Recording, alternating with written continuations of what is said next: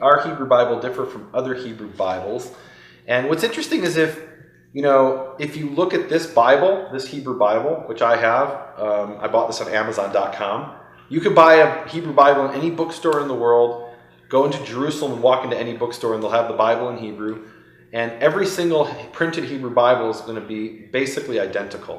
Why do I say basically? Because there are tiny little nuances that unless you're an expert in Hebrew, you would never see the difference. You would never even notice the difference. Those can be important, but those little nuances have to do with the jots and the tittles, the little dots and dashes that basically tell you how to read Hebrew words.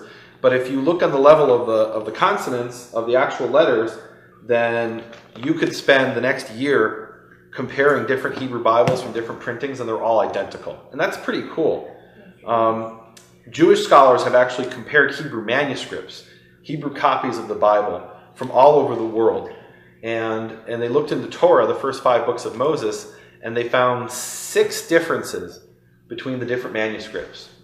And there were actually differences of spelling that don't change the meaning. Like they wouldn't even be reflected in translation. So that's pretty cool. I was talking to a friend about this a few weeks ago, and he's a science geek.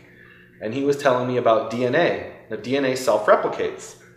And he said that the replication rate of DNA is not as accurate as the copying of the Hebrew manuscripts.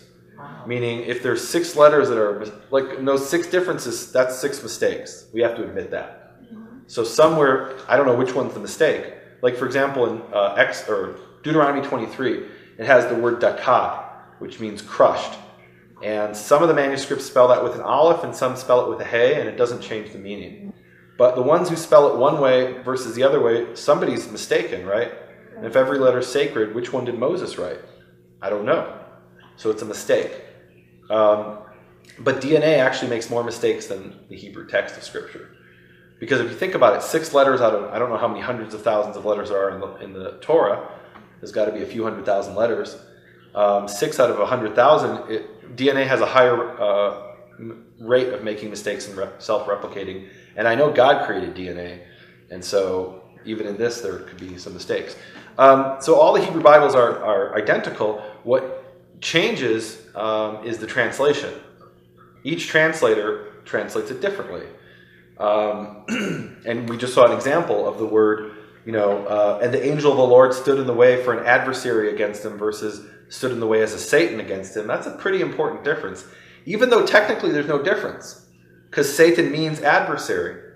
So really the way I make it different in English is I make it a small a versus a capital A. Well, Hebrew doesn't have capital letters. Interesting. So why is it that sometimes it'll be a capital A versus a small a? Well, that's the interpretation of the translator. And that's one of the things I learned very early on dealing with the rabbis, is that every translation is someone's interpretation. Now, one of the things people will say to me is they'll say, whoa, stop, Nehemia. You're a Karaite, you're a scripturalist, so you take the Bible literally, right? Every single letter and every single word is how you have to interpret the Bible. Well, definitely not. That's a complete misconception. I do take the Bible plainly. That's not the same thing as literally. And I'll give you an example. I'll read you the verse. This is a really important example because it gets people confused. Deuteronomy chapter 4, verse 24. In the King James Version. King James got it right. For the Lord thy God is a consuming fire. Is God really a consuming fire? No, obviously not. I mean, nobody in their right mind would say God's really a consuming fire. It's a metaphor. And metaphor is a very important part of Scripture. When it says Judah is a lion, Judah's not actually a lion. He's not going to bite your head off if he's hungry. He doesn't go around in the jungle and, do what lions do. He has some of the characteristics and attributes of a lion, and it's a way for us to understand his greatness, his majesty. And when it says God is a consuming fire, that's a way for us to perceive his greatness. He's not actually a consuming fire. So the way I read Scripture isn't that I take it literally, it's that I interpret it based on the language and the context, and I use common sense. Now, common sense is not always common. That's one of the problems. But when I say I interpret it based on the language and the context, I mean, what do the words mean in the context in which they're spoken? Now, how do I know that's the way I'm supposed to interpret Scripture? Scripture tells me that. There's a passage in Deuteronomy, I believe it's chapter 31. It's one of my favorite passages. It describes there a ceremony that God tells us we're supposed to perform every 7 years. And in Hebrew, we call it Hakel, or the gathering. And the entire nation of Israel is supposed to gather every 7 years and hear the Torah read to them.